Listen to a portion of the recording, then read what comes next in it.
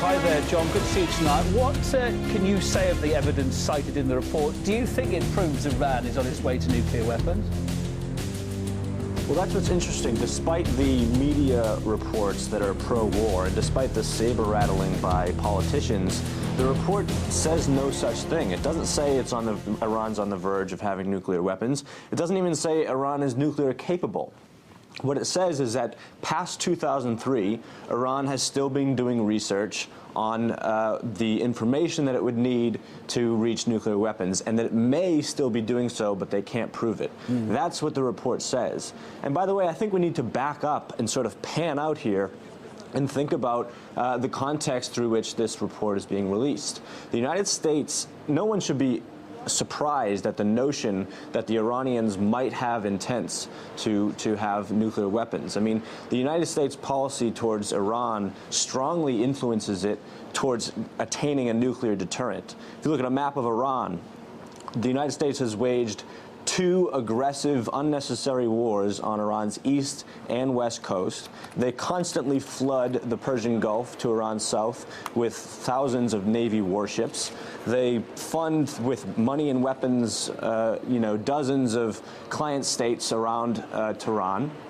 And during the Bush administration and into the Obama administration, the United States has been waging a covert war of cyber terrorism, commercial sabotage, and targeted assassinations of Iranian nuclear scientists. There's a name for that. It's called international terrorism.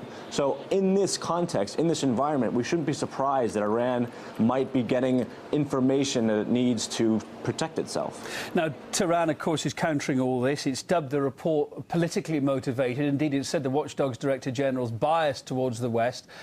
Do they have a point, do you think? Absolutely.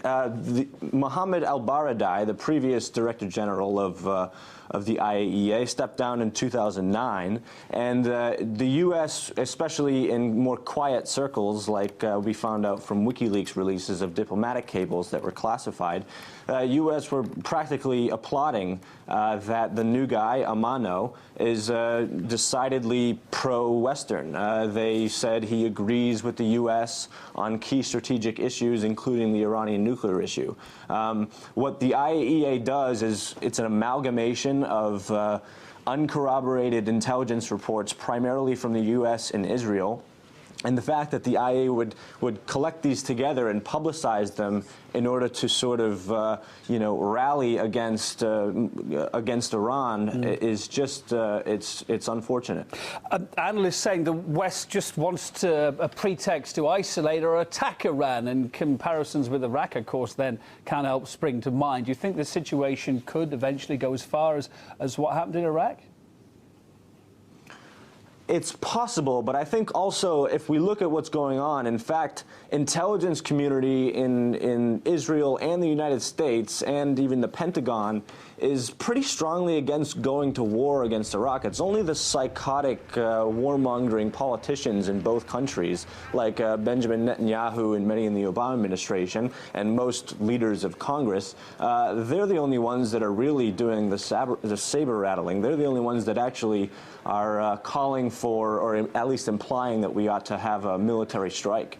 Israeli intelligence, Benjamin Netanyahu accused members of Israeli intelligence of releasing leaked information about his plans to unilaterally strike Iran. So I think even the more sensible parts of the military and intelligence structure